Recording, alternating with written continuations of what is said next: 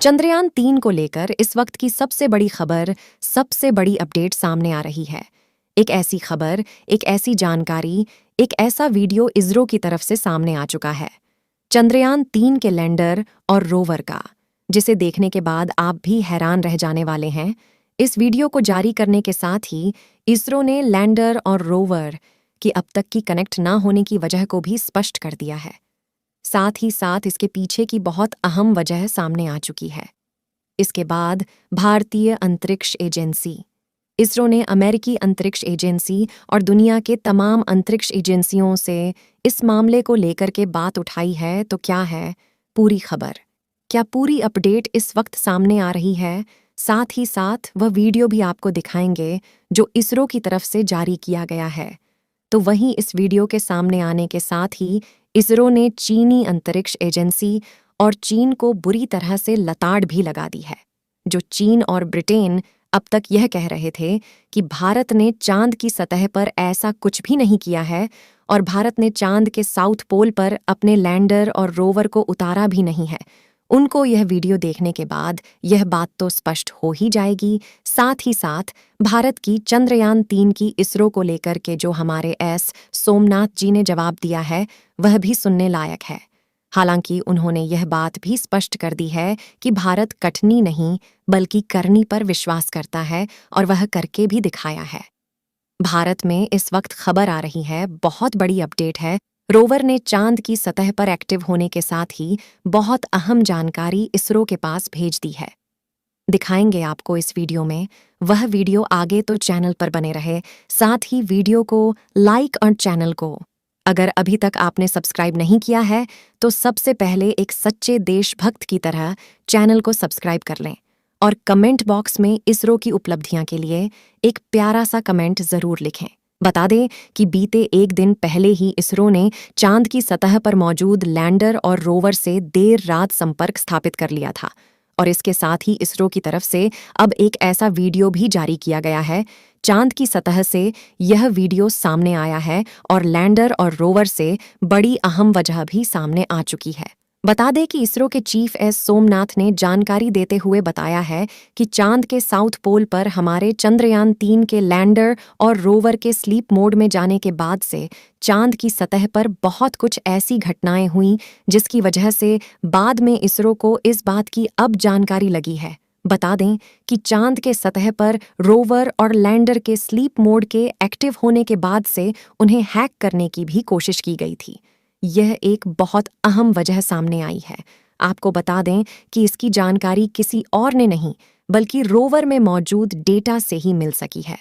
आपको बता दें कि इसरो रोवर से किसी एक खास फ्रीक्वेंसी पर ही बात करता है और इसी फ्रीक्वेंसी पर ही यह रेडियो सिग्नल इसरो और रोवर दोनों तरफ से रिलीज किए जाते हैं। हालांकि यह फ्रीक्वेंसी की सूचना गुप्त रखी जाती है, यानी कि वह फ्रीक्वेंसी कौन सी है इसे गोपनीय रखा जाता है और इससे अधिक या कम होने पर रोवर उस फ्रीक्वेंसी का रिस्पांस नहीं करता है। लेकिन इन सभी चीजों के बावजूद रोवर को हैक करने की कोशिश भी की गई है। जी हाँ, एक बहुत अहम वजह सामने आई है रोवर चांद की सतह पर। जिन दिनों के दरमियान चांद के सतह पर दिन हो चुका था और इसके बावजूद रोवर एक्टिव नहीं हो सका था। हालांकि इसरो ने इस बात की भी जानकारी दी थी कि हमने थर्मल इमेजिंग की मदद से लैंडर और रोवर को चांद के सतह पर खोज निकाला है और इसके साथ ही इसरो ने कहा था कि इसकी मूवमेंट भी थोड़ी सी कैप्चर की गई है। लेकिन इसके बावजूद इसरो से संपर्क नहीं स्थापित हो सका था और इसी दरमियान इसरो भी ज्यादा परेशान हो गया था कि आखिर चांद की सतह पर अगर लैंडर और रोवर में हल्की मूवमेंट हो भी रही है तो यह चांद की सतह से आखिर जुड़ क्यों नहीं पा रहे हैं, यानी इससे हमारा संपर्क हो क्यों नहीं पा रहा है। और इसी वजह को लेकर के अब जब इसरो ने चांद की सतह पर मौजूद रोवर और लैंडर से संपर्क स्थापित कर लिया है तो इस बात की भी जानकारी स्पष्ट रूप से सामने आ चुकी है कि इसके पीछे की वजह आखिर क्या थी। बता दें कि इसरो ने बताया है कि चांद की सतह पर जब हमारे लैंडर और रोवर स्लीप मोड में थे और इसके बाद जब चांद की सतह पर दिन हुआ तो इसके साथ ही रोवर और लैंडर के कुछ पार्ट और एआई एक्टिव हो चुका था। इसके साथ ही वह संपर्क करने के लिए इसरो से पूरी तरह से तैयार था। लेकिन इसरो ने इस वजह से संपर्क स्थापित करने में थोड़ा सा देर जरूर की है। वह भी इसलिए कि चांद की सतह पर बखूबी जो उसके पैनल है उस पर सूरज की रोशनी पहुंच जाए और सब कुछ सामान्य हो जाए। इसके साथ ही हम संपर्क जुटाएंगे और इसी दरमियान उस पर हमला हुआ था, यानी कि साइबर अटैक की कोशिश की गई थी। बता दे कि इसरो को यह पता है अच्छी तरह से कि एक नियमित फ्रीक्वेंसी पर ही इससे बात हो सकती है, और ऐसा करने में दुनिया के तमाम देश हैं जो हर एक फ्रीक्वेंसी पर इस चीज को चेक करने की कोशिश जरूर किए हैं। हालांकि जिस देश ने भी ऐसा करने की कोशिश की है उस देश के बारे में बहुत कुछ जानकारियां अब तक प्राप्त हो चुकी हैं। हालांकि दोस्तों, आप इस बात का अंदाजा भी लगा सकेंगे, यह वही देश है जो अभी तक यह मान रहे थे कि चांद के सतह पर हमारे रोवर से संपर्क स्थापित नहीं हो पा रहा। बल्कि इतना ही नहीं, उन्होंने तो यहाँ तक कह दिया था कि हमारा रोवर चांद के सतह पर उतरा ही नहीं, इसरो ने अपना मिशन चांद के साउथ पोल पर भेजा ही नहीं है। उन्हीं देश में से एक देश की जानकारी अब सामने आ चुकी है। इसरो ने इस बात को लेकर के जानकारी दी है कि चांद की सतह पर मौजूद रोवर को हैक करना, हालांकि इतना आसान नहीं है, लेकिन इतना भी नहीं कि उसे बिल्कुल ना किया जा सके। इसरो ने कहा है कि हमने उसे कुछ इस तरह से डिजाइन किया है कि वह इसरो की तरफ से भेजी गई फ्रीक्वेंसी में एक पार्टिकुलर कोड है, जिसके साथ ही वह इसी फ्रीक्वेंसी पर अपना डाटा साझा कर सकता है।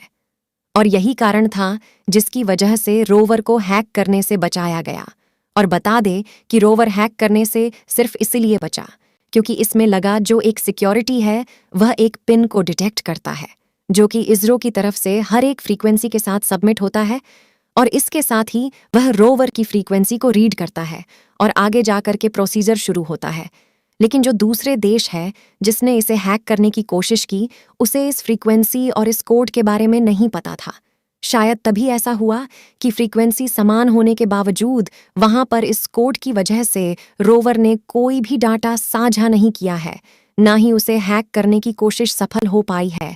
और इसरो ने अब इस बात की जानकारी दी है कि चांद की सतह पर मौजूद रोवर पर अब कोई खतरा नहीं है और अगले 5 दिनों तक चांद की सतह पर रोवर काम करने वाला है। हालांकि इसरो ने अब भी कहा है कि 5 दिनों के बाद रोवर एक बार फिर से स्लीप मोड में जाने वाला है। इसरो ने फुटेज जारी करके ये बताया है कि चांद की सतह पर एक बार फिर से स्थिति उत्तरायण की तरफ बढ़ रही है, यानी कि चांद की सतह पर रात जैसी स्थितियां जल्द ही बनने वाली हैं, क्योंकि एक लंबा समय बीत गया था जब रोवर से संपर्क स्थापित करने में इसरो को देरी लगी, और इस वजह से लगभग 10 दिनों का समय खराब हो गया है। और इन 10 दिनों के समय खराब होने की वजह से अब जो संपर्क और वहां पर एक्टिव रहने के दिनों की जो संख्याएं हैं वह महज 5 ही बची हैं, यानी कि अगले 5 दिनों तक ही हम चांद की सतह पर रोवर को मूवमेंट कर सकते हैं। हालांकि इसरो ने यह बात भी स्पष्ट कर दी है कि अब अगले आने वाले समय में इसरो को चांद की सतह पर दोबारा एक्टिव करने के लिए हमें जरा भी मेहनत नहीं करनी पड़ेगी।